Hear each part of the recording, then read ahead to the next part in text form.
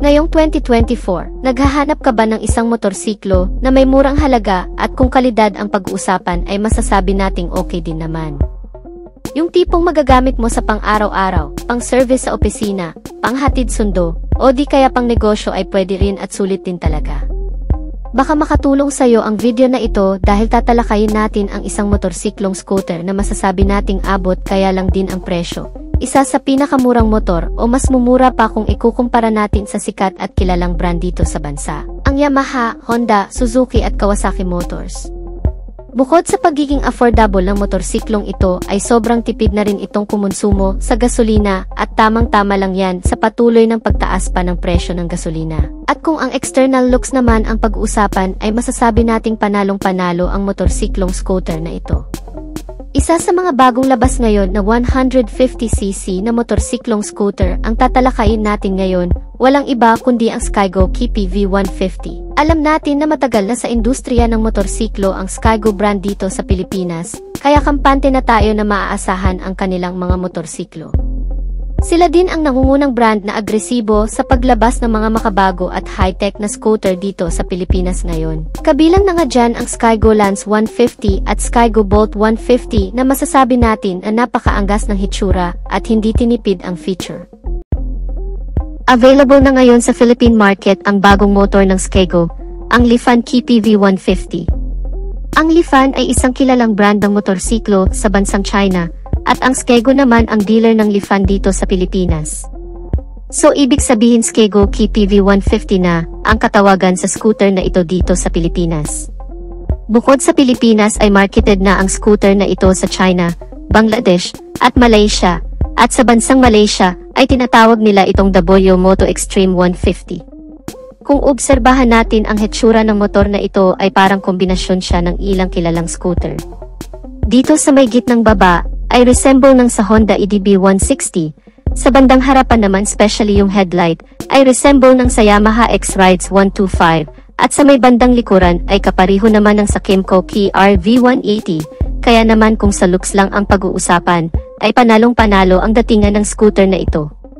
Ang scooter na ito ay maliit ng kaunti kumpara sa EDB 160, pero pagdating sa kanyang specs at features ay masasabi nating siksik at liglig na sumasabay din sa ibang mga high-tech at makabagong scooter sa panahon natin ngayon.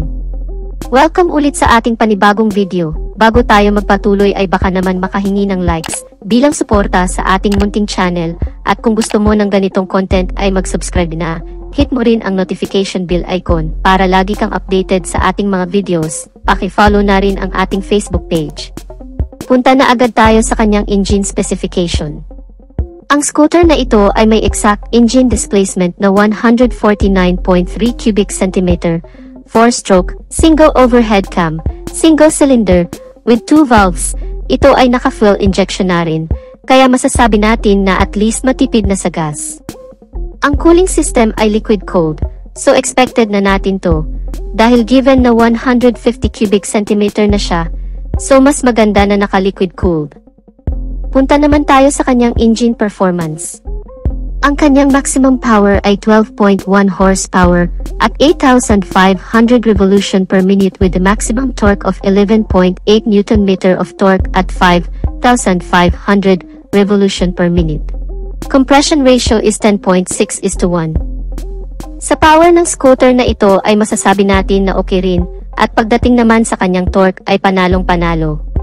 Mapunta naman tayo sa kanyang braking system. Ito ay naka-disc brake sa harap at disc brake din sa likod, with a single-channel anti-lock braking system, so ibig sabihin ay may anti-lock braking system na siya sa likurang bahagi. Pero mas maganda sana kung dual-channel EBS, just like sa mga naunang nilabas sa ibang bansa, gaya ng sa China, Bangladesh at Malaysia. Pero goods na din ito, para at least meron din safety feature. Besides, mas mamahal pa kasi ang scooter kapag madami ang features. Pagdating naman sa kanyang fuel tank capacity ay meron itong 11 liters of fuel tank capacity. So pati sa fuel tank capacity ay hindi rin nila tinipid. At medyo malayo na rin ang marating mo sa fuel tank capacity na yan. Ang average fuel consumption naman ng motor na ito ay umaabot ng 41 km per liter. At ang kanyang top speed ay nasa 108 km per hour, so hindi na rin talaga masama para sa isang 150 scooter. Under seat compartment ay hindi kasya ang full face helmet. Mayroon naman itong 760mm na seat height, ground clearance ay 180mm. Pagdating naman sa sukat ng kanyang gulong ay 100/8 with 14-inch mag size sa harap, 120/70 with 14-inch mag size naman sa likod all tubeless, at kung gusto mong isa lang siya sa trail ay pwede mong palitan ang gulong na medyo spakey na pang off-road dahil pang adventure bike ang concept ng scooter na ito. Punta naman tayo sa iba pa niyang mga features. Kung sa ibang bansa ay naka-inverted shock ang suspension niya sa harap, pagdating dito sa Pilipinas ay naging ordinary telescopic fork na lang, pero okay lang, naka-horizontal monoshock naman sa likuran, nakagaya sa Kymco KR V180. Mayroon din itong mudguard para iwas talsik ang putik. Napaka-spacious din ng kanyang footboard at pwede mo pang extend ang paa mo pa itaas para mas relaxing sa long ride. Pagdating naman sa lighting system ay naka-fully LED na lahat, from headlight, daytime running light at signal light. Ang kanyang instrument panel naman ay naka-LCD digital, kumpleto din ito sa mga indicators like speed, time, ABS indicator, fuel, voltmeter, tachometer, at iba pa. At syempre hindi rin mawawala ang built-in USB port and 12 volts power outlet sa bandang right side, at meron din itong cover. At sa left side naman andito ang mini side pocket na medyo malalim, mayroon din itong cover. At pwede ring ma-adjust ang windshield nito ng kagaya sa Honda EDV 160. Naka-sporty na kid handlebar na din ang motor na ito, napaka-sporty tingnan, at dito sa left side ay andito ang kanyang passing light switch, high and low, hazard switch, turn signal lights at busina. Dito naman sa right side ay andito ang engine kill switch, ang three-way switch, electric start switch, at wala po siyang kickstarter. But still mayroon naman tayong voltmeter sa ating meter panel, so mamonitor pa din natin ang battery life ng ating motor. Dito naman sa baba ang ating susian, at mayroon din itong key shutter, and at the same time dito na din ang bukasan ng ating upuan. Dito din sa gitna ang kanyang fuel access.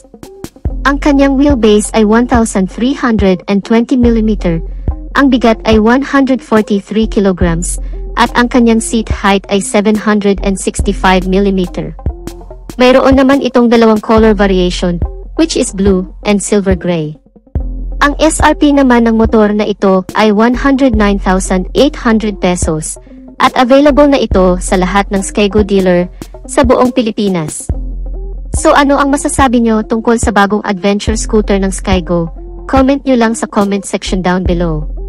So dito na natin tatapusin ang ating video mga kamoto. Kung bago ka pa lang sa channel ko at hanap mo ay mga ganitong video content ay mag-subscribe ka na sa aking channel. Hit mo na rin ang notification bell icon para lagi kang updated sa aking mga videos. Paki-follow na rin ang ating Facebook page. Maraming salamat at ride safe.